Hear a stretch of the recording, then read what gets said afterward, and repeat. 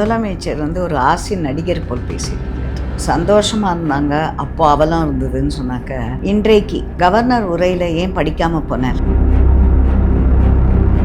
சட்டம் ஒழுங்கு தமிழ்நாட்டிடம் வேண்டாம், அவர்களால் செய்ய முடியவில்லை, நார்கோட்டிக்ஸாக இருக்கட்டும் எதுவாக இருக்கட்டும் அவங்களே பார்த்துக்கிட்டோம் அப்படின்னுட்டு எல்லாம் ஒத்துண்டுறீங்களா? அப்போ குரோம்பேட்டில் சர்ச்சு ஒரு 4 மாதம் முன்னாடி 3 மாதம் முன்னாடி இடிக்கணும், நாங்கள் அதையே பண்ணல. அப்போ ஸோ கோர்ட் ஆர்டர் எது தேவையோ இவங்க அதை பண்ணிப்பாங்க, எது தேவையில்லையோ ஒபீடியன்ஸ் கிடையாது. அப்போ லா அண்ட் ஆர்டர் இல்லையா?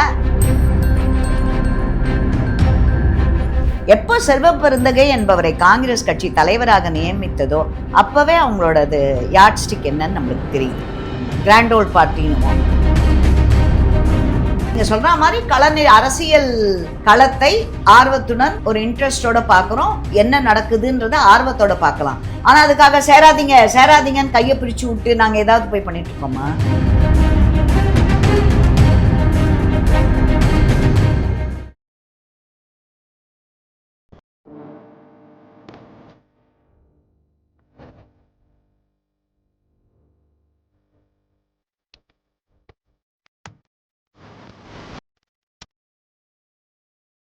பேசு தமிழா பேசு நேயர்களுக்கு வணக்கம். இன்று நம்மோடு இணைந்திருக்கும் சிறப்பு விருந்தினர் பாஜகவை சேர்ந்த உமா ஆனந்த் அவர்கள்.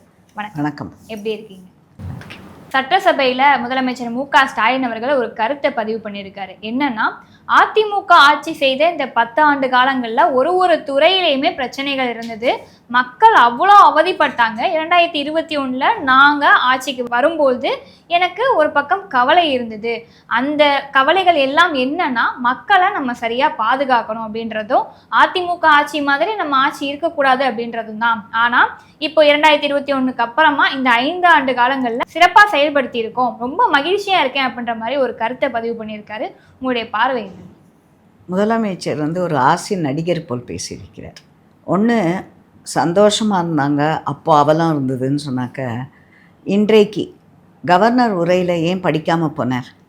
அவர் என்னமோ திராவிட உடன்பிறப்பு 200 ரூபாய் உடன்பிறப்பு இவங்க எழுதி கொடுத்ததை படிக்கணுன்ற மாதிரி. ஆளுநர் எழுப்பிய முக்கியமான கேள்விகள், போதை கலாச்சாரம், தினம் இவ்வளவு பேர் இறந்து போகிறாங்க, போதை கலாச்சாரம் தலைவிரித்தாடுகிறது, அதனால் வயலன்ஸு, சமூகத்தில் சட்டம் ஒழுங்கு, இதெல்லாம் பற்றி பேசியிருக்கார். அவர் அதுக்கு பதில் சொல்லணும் முதலமைச்சர். அதை விட்டுட்டு திமுக மாநாட்டில் தன்னுடைய அமைச்சர்களுடனோ அல்லது தன்னுடைய உடன்பிறப்புகளுடன் பேசுவது போல பேசியிருக்கிறார். நிச்சயமாகவே ஜோக் தான். ஏன்னா இன்றைக்கு இருக்கிற அவர் என்ன சொன்னார், என்னுடன் மக்கள் அந்த மாதிரியெல்லாம் ஏதோ உங்கள் மனசை சந்தோஷப்படுத்தணும் அப்படிங்கிறதெல்லாம். கையில் போலீஸ் துறையை வைத்திருக்கும், சட்டம் ஒழுங்கு துறையை வைத்திருக்கும் முதலமைச்சர் அவர்கள் இன்று நித்தம் பொழுதொரு வண்ணம் வளருகின்ற போதை கலாச்சாரத்தினால் ஏற்படும் பின்விளைவுகள் ஒவ்வொரு ஊர்லேயும். முதல்ல நீங்க ஒரு பதில் சொன்னீங்க, ஆளுநருடைய கேள்விகளுக்கு முதலமைச்சர் பதில் சொல்லலை அப்படின்னு சொல்லிட்டு.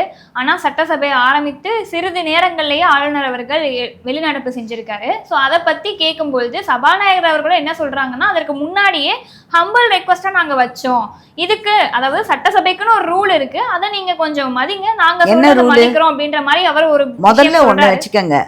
அப்பாவு சொல்கிறதெல்லாம் நான் இது பண்ணேன். அவர் வேணால் ஸ்பீக்கராக இருக்கலாம், அவரும் ஆனால் ஒரு உடன்பிறப்பு மாதிரி தான் இது பண்ணிருக்கார். சபாநாயகரின் மாண்பை அவர் ஒன்றுமே இது பண்ணல. அடுத்து அவர் உரையை படிக்க, இவர்கள் எழுதி கொடுத்ததை படிக்க வேண்டும் அப்படின்னு இவங்க எப்படி ஸ்ட்ரெஸ் பண்ணலாம்? அப்போ உண்மைக்கு மாறாக பேச வேண்டும் என்று எதிர்பார்க்கிறார்களா? ஆளுநர் உண்மை அல்லாததை பேச வேண்டும், அவர் அதானே சொல்லியிருக்கார். பொய்யுரை எதற்காக அவர் பேச வேண்டும்? இப்போ என்ன நீங்களே இப்போ சொல்கிறீங்களா, இங்கே போதை கலாச்சாரம் இல்லை, வெண்ணையும் பாலும் ஓடுகிறது, எந்தவித இதுவும் இல்ல, வயலன்ஸே இல்லை இங்க, குழந்தைகள், பெண் குழந்தைகளோ ஆண் குழந்தைகளோ வயதானவர்களோ எல்லோரும் ரொம்ப பாதுகாப்பாக இன்றைக்கு இருக்கிறார்கள் தமிழ்நாட்டில்ன்றீங்களா நீங்க?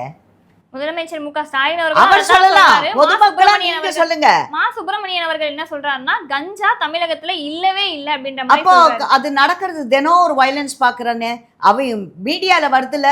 கஞ்சா இதனால இப்போ திருவள்ளூர் இன்சிடென்ட் ஆச்சு, கோயம்புத்தூர் இன்சிடென்ட் ஆச்சு, எங்கே போனாலும் இதானே இருக்குது. கஞ்சா மயக்கத்தில் எல்லா இடத்துலையுமே கஞ்சா புழக்கம் இல்லாத இடமே இல்லை என்று சொல்லிவிடலாம். அதில் மா சுப்பிரமணியம் அவர்களுக்கு இப்போ நியூஸ் பேப்பரெல்லாம் வந்துட்டுருக்கு இல்லையா, கஞ்சாவால் இந்த இன்சிடென்ட் நடந்தது, கஞ்சா போதையினால் இது நடந்ததுன்னுட்டு ஏன் அவங்க கேஸ் போடலப்போ? அந்த வந்த நியூஸ் பேப்பர் அதெல்லாம் அது போலீஸ் கொடுத்த அறிக்கை தானே. அது ஒரு மா சுப்பிரமணியம் முதலில் அது கீழ்பாக் ஹாஸ்பிட்டலில் இப்போ நடந்தது இல்லையா ஒரு கொலை ஹாஸ்பிட்டலில் பட்டப்பகலில், அதில் கொஞ்சம் கான்சென்ட்ரேட் பண்ணட்டும் அவர் அதில். ஸோ இந்த மாதிரி அவங்க சொல்கிறாங்கன்றதுக்காக இங்கே பாலும் தேனும் ஓடுகிறதுன்னு பேச சொல்கிறீங்க. போதைப் பொருள் கலாச்சாரம் அப்படின்றது இப்போ தமிழகத்தில் ரொம்ப அதிகமாக இருக்குது அப்படின்னா அந்த போதைப் பொருளுடைய கட்டுப்பாடு அப்படின்றது நாட்டினுடைய கையில் இருக்கா இல்லை மாநிலத்தினுடைய கையில் இருக்கா அப்படின்ற கேள்வி இருக்குது. இப்போ திருவள்ளூரில் அவங்க அடிக்க சென்ட்ரல் கவர்மெண்ட் எடுப்பாங்க. சரி, அப்போ சட்டம் ஒழுங்கு சென்ட்ரலில் கொடுத்துருங்க. சட்டம் ஒழுங்கு தமிழ்நாட்டிடம் வேண்டாம், அவர்களால் செய்ய முடியவில்லை, நார்கோட்டிக்ஸாக இருக்கட்டும் எதுவாக இருக்கட்டும் அவங்களே பார்த்துக்கிட்டோம் அப்படின்னுட்டு எல்லாம் ஒத்துண்டுறீங்களா? அப்போ சென்ட்ரல் கவர்மெண்ட் நாங்களே பார்த்துக்குறோம், ஹோம் மினிஸ்ட்ரி கிட்ட கொண்டு வந்துருங்க, ஓகேயா? நாட்டில் சட்டம் ஒழுங்கு முதலமைச்சர் அவர் பார்க்குறாரு, ஒரு டிஜிபி இருக்காங்க, ஒரு கமிஷனர் இருக்காங்க, அவங்களெல்லாம் மாற்றிட்டு அப்புறம் என்ன மத்திய அரசு அவர்களுடைய இதுக்கு மேலே போகிறாங்க, அவர்களுடைய இதுக்குள்ளே இருக்க மாட்டேங்கிறாங்க, ரெல்முக்குள்ளே அப்படின்லாம் ஏன் பேசுகிறீங்க? அப்போது நாங்கள் எடுத்துக்க தயார் தான் நாங்கள். அப்போ நீங்கள் ஒத்துக்குறீங்க இந்த மாநிலத்தில் சட்டம் ஒழுங்கெல்லாம் பார்த்துக்கிறதுக்கு முடியாது, முதலமைச்சர் தேவையில்லை, அவரிடம் இருக்க வேண்டாம், சென்ட்ரல் கவர்மெண்ட் சென்ட்ரல் ரூலில் கொடுத்துருங்க, யூனியன் டெரிட்டரியாக இருந்தாக்கா அவங்க தானே பார்த்துக்க, அந்த மாதிரி பண்ணிவிடுங்க, பிரசிடென்ட் ரூலில் கொண்டு வந்துடலாமா? அப்போ மக்களுக்கு தேவையான அனைத்து திட்டங்களையும் நாங்கள் சிறப்பாக செயல்படுத்தியிருக்கோம் அப்படின்ற மாதிரி ஒரு கருத்தை பதிவு பண்ணுறாங்க. நிறைய திட்டங்கள் வந்து கொண்டு வந்திருக்காங்க மக்களை. நான் ஒன்று சொல்கிறேன், மத்திய இப்போது இங்கே ஆளும் மாநில அரசு நாங்கள் ஒன்றுமே செய்யலை மக்களுக்கு நான் சொல்லுவாங்க, அப்படிதான் சொல்லுவாங்க. உண்மையை ஆராய வேண்டியது மீடியாவும் பொதுமக்களும். அவங்க சொல்றதுல உண்மை இல்லையா அப்படின்னு ஆராய வேண்டியது நம்மிடம் இருக்கிறது. முதலமைச்சர் இப்படி சொல்றாருன்னா ஒத்துக்கிறீங்களா நீங்க? அப்போ அவர் சொல்ற இப்ப மாசு வந்து இங்க போதை கலாச்சாரமே இல்லைன்னு அதை ஒத்துக்கிறீங்களா நீங்க? சொல்லுங்க, நீங்க இண்டிவிஜுவலா அதை ஒத்துக்கிறீங்களா? இல்ல அப்புறம் ஏன் இம்பார்ட்டன்ஸ் கொடுக்குறீங்க? அவங்க சொல்றாங்க, அவங்க அப்படிதான் சொல்லுவாங்க, நாங்கள் நல்லா தான் ஆட்சி செய்கிறோம் அப்படிம்பாங்க. அந்த நல்ல ஆட்சி என்று டிசைட் பண்ண வேண்டியது யாரு? எது தவறு எதுன்னுட்டு இப்போ ஊழல்னு சொல்லிட்டே இருக்கோம், ஏன் அதுக்கு பதிலே வரலன்னும்? இந்த ஊழல் இவ்வளோ ஊழல், இப்போ ராம்சார்னு அந்த இது இருந்தது இல்லையா, அது ஊழல் தானே, கேஸ் போட்டாங்க, அதை பற்றி ஏன் வாய் திறக்கல? கோயில்களில் கொள்ளையடிக்கப்படுகிறது, கோயில் தினம் குட்டு வைக்கிறாங்கல்ல கோர்ட்டில், அது என்ன தப்பு இல்லையா? கன்ஸ்ட்ரக்ஷன் நேற்று கூட ஒரு ஜட்ஜ்மெண்ட் வந்திருக்கு கன்ஸ்ட்ரக்ஷன் பற்றி, அது தவறு இல்லையா? இவங்க வந்து இப்போ அடுத்து இவங்க பட்டத்து இளவரசர் உதயநிதி அவர்களுடைய சனாதன பேச்சுக்கும் சென்னை மதுரை நீதிமன்றம் குட்டு வைத்தது, அதை பற்றி ஏன் பேச மாட்டேங்கிறாங்க? அவங்க பேசினது ரொம்ப கரெக்ட் இல்லை. ஒரு ஜட்ஜே மனசு வெதும்பி 100 ஆண்டு காலமாக இங்கே இந்துக்கள் வதைக்கப்படுகிறார்கள் அப்படின்றத பற்றி பேசினாங்க. ஏன் அதை பற்றி எல்லாம் இது பண்ண? அதுக்கு உண்மை தானே அது. நாங்கள் இன்ஸ்டன்ஸே சொல்கிறோமே, திருப்பரங்குன்ற ஒரு ஜட்ஜ்மெண்ட் போதும்ல, இன்னைக்கு நம்ம கண் முன்னாடி நடந்திருக்கு. அது சிங்கிள் ஜட்ஜ் பெஞ்ச் ஆர்டரை மீறி 2வது அப்பீலுக்கு போய் 2 ஜட்ஜ் பெஞ்சும் ஆமான்னு சொல்லியும் ஜட்ஜோட இதை முடிக்காம போலீஸும் கலெக்டரும் உதவி பண்ணாங்களா இல்லையா? ஜட்ஜ் ஆர்டரை கோர்ட் ஆர்டரை மதிச்சாங்களா? ஏன் அதே கோர்ட் ஆர்டரை வந்து அவங்க ஏன் அப்போ வந்து இதே கோர்ட் வந்து இங்கே மசூதியை இடிக்க வேண்டும் நாங்கள் கோயம்பேடுல 1 வருஷத்துக்கு முன்னாடி, அதையே இம்ப்ளிமெண்ட் பண்ணலாங்க. அடுத்து குரோம்பேட்டில் சர்ச்சு ஒரு 4 மாதம் முன்னாடி 3 மாதம் முன்னாடி இடிக்கணும், நாங்கள் அதையே பண்ணல. அப்போ ஸோ கோர்ட் ஆர்டர் எது தேவையோ இவங்க அதை பண்ணிப்பாங்க, எது தேவையில்லையா ஒபீடியன்ஸ் கிடையாது. அப்போ லா அண்ட் ஆர்டர் இல்லையா? அப்போ சட்டம் ஒழுங்கு இவங்க யாரு? ஜட்ஜுக்கு தெரியாதா சட்டம் ஒழுங்கு என்ன பற்றி? இவங்களா டெசிஷன் எடுப்பாங்களா? அப்போ ஏன் கோர்ட்டுக்கு போறீங்க? ஏன் ஒரு சாமியோட காசையே எடுத்து 50 லட்சம் 1 கோடின்னு செலவழிச்சு அப்போ என்ன? அப்போ பானிபூரிக்காரன் சப்பாத்திக்காரன் அதெல்லாம் போயிடுமா? நார்த் இந்தியாவிலேருந்து ஒரு காஸ்ட்லியஸ்ட் வக்கீலை வரவழைக்கிறீங்களே, சாமி காசுல, உங்க காசுல கூட இல்லை, சாமி அதே கோயில்லேருந்து காசு எடுத்து 1 லட்சம் தினம் வாங்குற ஃபீஸு, அந்த மாதிரி இருக்கிற ஒரு பெரிய பானிபூரி சப்பாத்தி சாப்பிட்ற ஒரு வடநாட்டவரை வக்கீலை வச்சு வாதாடுறீங்களே, இங்கே இல்லையா? இங்கே திராவிட நாட்டில் உங்களுக்கு நல்ல சட்ட ஆலோசகர்கள் இல்லையா? அதுவும் வச்சிருக்கீங்கல்ல. அறநிலையத்துறைக்கு என்று சட்ட ஆலோசகரும் வச்சிருக்கீங்க, இங்க ஸ்டேட்டுக்கும் வச்சிருக்காங்க அட்வொகேட் ஜெனரல். அப்புறம் ஏன் அவங்களெல்லாம் கூப்பிட்டுறீங்க காசு கொடுத்தோம்? அது எந்த சாமியை அழிக்கணும்னு பார்க்குறீங்களோ அந்த சாமியோட காசையே எடுத்துட்டு இந்த மாதிரி செலவழிக்கிறீங்களே, இதெல்லாம் நியாயமா? தர்மமா? நியாயத்துக்கும் தர்மத்துக்கும் இந்த அரசாங்கத்துக்கும் சம்பந்தம் இல்லை. திமுக இந்த அளவுக்கு தமிழகத்தை வீழ்த்திருக்காங்க.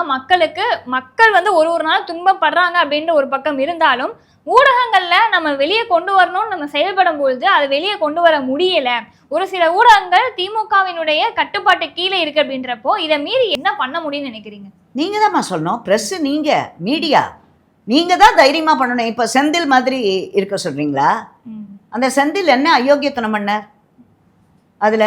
நீங்க இன்னொன்னு நான் மறந்து போயிடுறோம். நம்மளோட மறதி ரொம்ப இதுவா இருக்கு. இப்போ ஏர்போர்ட் மூர்த்தி விஷயத்துல என்ன இன்சிடென்ட் நடந்தது? அவர் தாக்கப்பட்டார் டிஜிபி ஆபீஸ் வாசல்ல. அப்புறம் எங்க சட்டம் ஒழுங்கு சந்தி சிரிக்கிறது. இங்க அதை விட வேற என்ன வேணும்? போதை கலாச்சாரம் தினம் ஒரு 10 இடத்துல போதை கொலையோ கொள்ளையோ ஏதோ நடக்கிறது.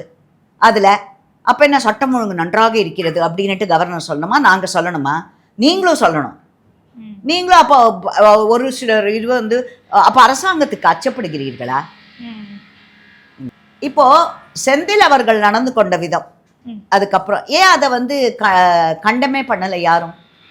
மீசை வச்சுட்டு ஒருத்தர் இருப்பாரு, ஜால்ரா போடுறவங்க, அவங்க எதுக்கு ஊடகவியாளர்னு வராங்க ஷோலெல்லாம்?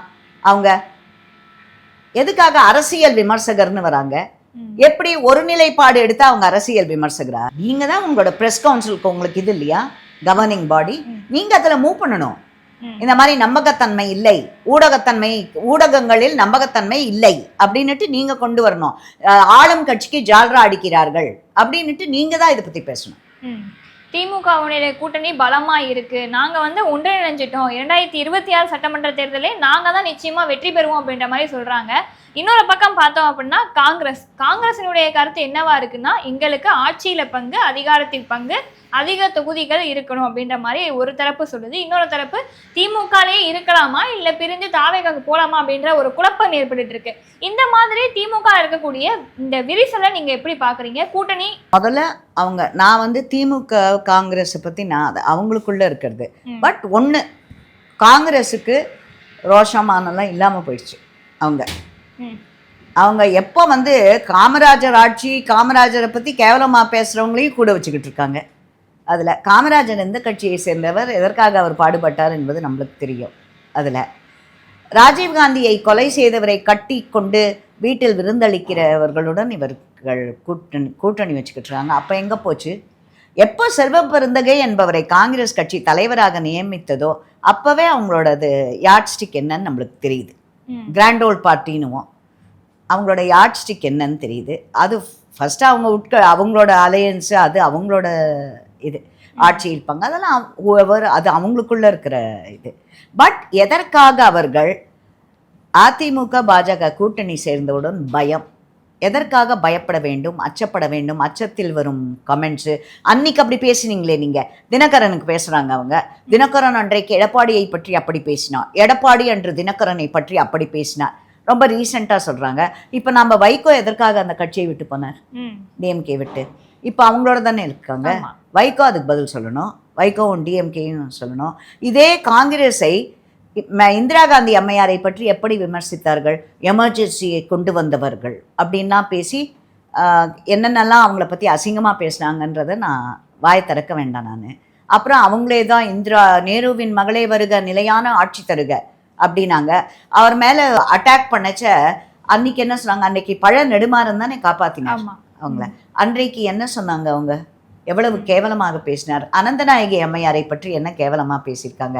ஸோ டேர்ன் பேக் த பேஜஸ்னாக்க பின்னாடி திருப்பும் போது 5 பக்கம் 6 பக்கம் மாத்திரம் திரும்பக்கூடாது, 50 பக்கம் 60 பக்கத்துக்கு பின்னாடியும் திரும்பணும். நம்ம அதில் அரசியலில் நிரந்தர எதிரி இல்லைன்னு நிரந்தர தோழனும் இல்லை. எங்களோட இருந்தவங்க தானே இவங்களும். ஆமாம், ஆட்சியில் பங்கு இருந்துட்டு எங்களோட மினிஸ்ட்ரியை என்ஜாய் பண்ணிட்டு கடைசி நிமிஷம் தானே போனாங்க. வாஜ்பாயை பற்றி என்ன கருத்து கூறினார் முன்னாள் முதலமைச்சர் கருணாநிதி அவர்கள்? அதெல்லாம் அவ்வளோ சீக்கிரம் மறந்து போயிடுமா எல்லாம்? இன்றைக்கு எடப்பாடி அண்ட் தினகரனை பற்றி கை காட்டி பேசுபவர்கள் முதல்ல அந்த கையை அவங்களுக்குள்ள முதல்ல அவங்கள பார்த்து திருப்பிட்டு அதுக்கு பதில் சொல்லிட்டு இதை பத்தி பேசணும். அதிமுக பாஜக கூட்டணியை பொறுத்தவரை அது வந்து இன்றுமே பொருந்தா கூட்டணியா தான் இருக்கு. என்னதான் கூட்டணி வலுப்படுத்தணும்னு நினைச்சா கூட அது பொருந்தாது, தமிழகத்துல வெற்றி பெறாது அப்படின்ற மாதிரி கருத்துக்களை விசிக தலைவர் திருமாவளவன் அவர்கள் வச்சிட்டு இருக்காரு. விசிக தலைவர் பகுத்தறிவாளர் தானே. ஈவேராவின் சீடர்கள் தானே இவங்கெல்லாம். என்றைக்கு அவருக்கு அவர் சொல்லி முடிக்கிற ஒரு கருத்து என்னவா இருக்கு அப்படின்னா, இன்று வரையில என்டிஏ கூட்டணி இருக்கிற அதிமுக தான் சொல்றோம் நம்ம. அப்ப அதிமுகக்கு இருந்த பெயர் போய்விட்டது அப்படின்ற மாதிரி ஒரு கருத்தை வைக்கிறார். இன்னொரு பக்கம் திமுக கூட்டணி இருக்கிற காங்கிரஸ் தான் சொல்றமே தவிர தேசிய கட்சி கூட்டணி இருக்கிற திமுக சொல்ல கிடையாது. அந்த அளவுக்கு திமுக வலுவா இருக்கு அப்படின்ற மாதிரி ஒரு கருத்தை வைக்கிறாரு. அதாம்மா, இப்போ நான் முதல்ல ஒன்று கேட்குறேன். நீங்கள் சொல்கிறீங்களே, எதற்காக திருமாவளவனுக்கு உடைய கருத்துக்களுக்கு இவ்வளவு முக்கியத்துவம்? ஏன்னா நாங்களாக கொடுக்க மாட்டோம். அவர் கட்சியின் தலைவராக இருக்கலாம், ஆனால் அந்த கட்சியை பற்றி எந்தவித ஒரு மதிப்போ மரியாதையோ கிடையாது. அதில் அவர் ஜெயிச்சு எம்பியாக இருக்கலாம், என்ன வேணால் ஆயிருக்கலாம். But he has, personally I do not show any respect or this thing to his views. நீங்கள் சொன்னதுனால இந்த கேள்வி, இல்லாட்டி நான் இதை கடந்து போயிடுவேன். முதல்ல அவர் பகுத்தறிவாதி தானே. அவர் என்னைக்கு அவர் பொருத்தம் ஜாதகம்லாம் நம்பிக்கை இருக்கு அவருக்கு? பொருந்தாத கூட்டணி அப்படின்னு எதை வச்சு சொல்கிறார்? அவர் எதை வச்சு பொருந்தா கூட்டணி? ஜாதகம் பார்த்தாரா இவருது? பாஜக அதிமுக அது ஜாதகத்தை கணிச்சு பார்த்தாரா அவர்? முதல்ல அதில் நம்பிக்கை இல்லை. அப்புறம் எதற்காக ஒன்று பொருந்தா கூட்டணி? இவர் யார்? சோலமனா? இல்லை யார் இவர் பதில் சொல்கிறதுக்கு? நான் கூட தான் இப்போ சொல்வேன், எனக்கு வேணும்னா கூட நான் நம்பிக்கை இருக்கிறவோ. நான் டிஎம்கே அண்டு இது பொருந்தா கூட்டணி, காங்கிரஸும் பொருந்தா கூட்டணி அப்படிங்கிறேன் நான். அதில் திமுக அழகாக செயல்படுகிறது, நன்றாக செயல்படுகிறதுனா அவரும் ஒரு 200 ரூபாய் உடன்பிறப்பு தான் என்னை பொறுத்த வரைக்கும். அதில் அவர் எதை வைத்து சொல்கிறார்? அவர் சொல்லித்தான் ஆகணும் அந்த கூட்டணியில் இருக்காரு. இல்லை அவருக்கு தைரியம் டிஎம்கே இப்படிலாம் தப்பு பண்ணுது அப்படின்னு சொல்லிட்டு, ஏன் வேங்கையில் நடந்ததில்லை? அதை விட கேவலம் தேவையா? அந்த மாதிரி பண்ணி ஒரு இதுவும் முடியல. அந்த கட்சியில் இவர் இருக்காரு. இவர் யாருக்காக கட்சியை ஆரம்பித்தார்? யாருக்காக இவர் கட்சியை நடத்துகிறார்? யார் பெயரில் கட்சியை நடத்துகிறார் இவர்? அப்புறம் இவங்க ஒப்பீனியனுக்கெல்லாம் எதுக்காக ஒரு இம்பார்ட்டன்ஸ் கொடுக்கணும்?